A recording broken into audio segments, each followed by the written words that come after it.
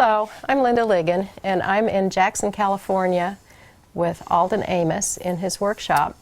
Alden has been building spinning wheels and other spinning and fiber tools for, what, 30 years? 40? Since Christ was a corporal. Yeah. For a long time, and we're here today to have him share some of his wisdom about how to get the most out of your spinning wheel, how to fix your problems, how to take care of it, how to give it loving, tender care, and how to troubleshoot if it's not behaving well for you.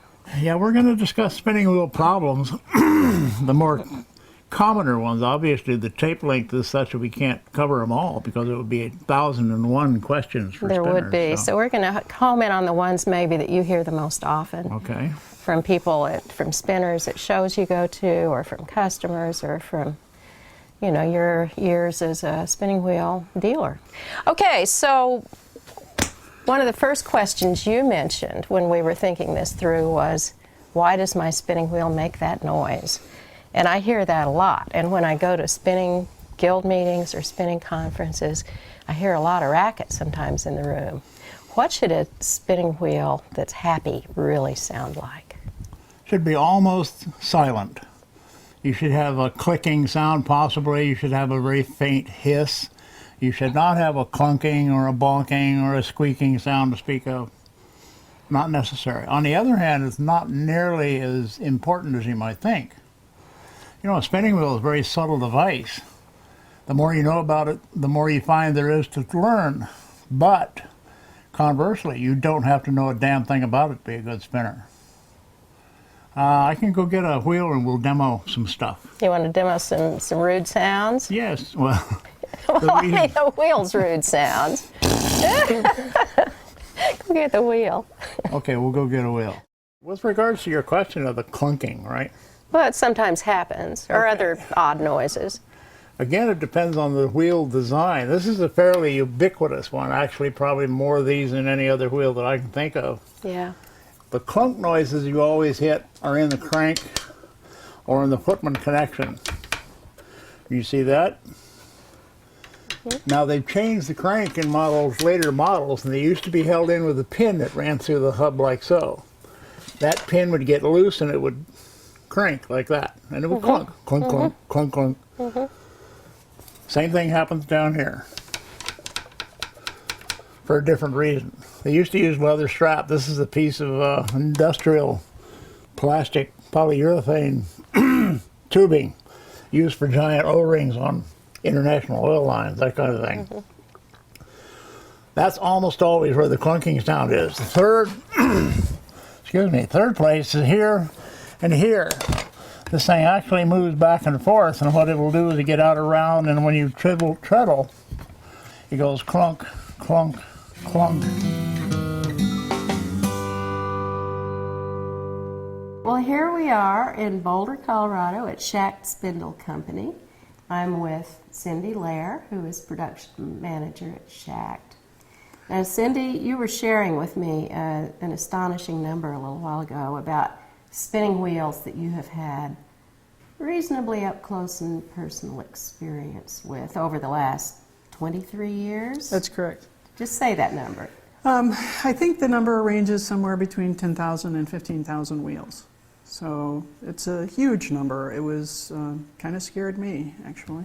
It would scare you to imagine all of those wheels all in one place. It would. Yeah. It would totally. But, you know, it's really interesting because going back that far, yeah, with that many wheels, and you spent the first, what, 13 years producing, actually making hands-on crafting wheels, and then you've spent the last 10 or 11 years as production manager, which That's correct. is coordinating the making of whole bunches more wheels. And it's really all been about, it seems like your career has been focused on producing wheels that are trouble-free. And so let's, what's the most common issue? Probably the most common issue is my bobbin is making noise, or my wheel won't take up, in that the wood is a movable substance, and therefore weather impacts it, the environment impacts it.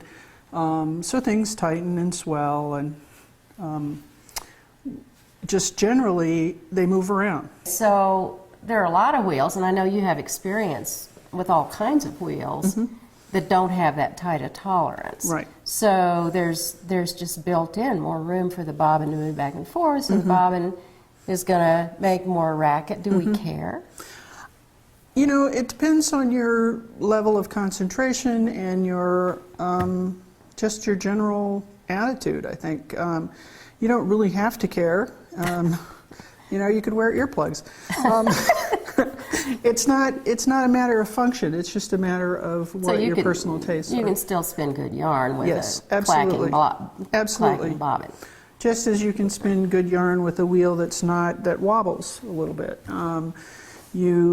It's not about function. It's about the beauty of the wheel. Process, yeah. Yeah. So, okay, so the person calls up and their bobbin's clacking, and you advise them about that, and then they, what if they, what about the wobbling wheel, the wobbling drive wheel? Well, a wobbling drive wheel is caused by a couple of things. It could be that depending on which wheel it is, it will vary on all kinds of wheels. Let's say if it wobbled on this wheel, you know, you can fix the relationship of the wheel to the hub, and all of our wheels are checked very thoroughly to make sure they don't wobble. Some have movement back and forth here. You can loosen the front leg and push it back, and that'll make it a little tighter there. You know, this may move a little bit, but that helps it flow. But some people will think that because it's moving back and forth, it'll make too much noise, and so they'll want a little tighter, you know, which is fine as long as you don't live in a really damp climate.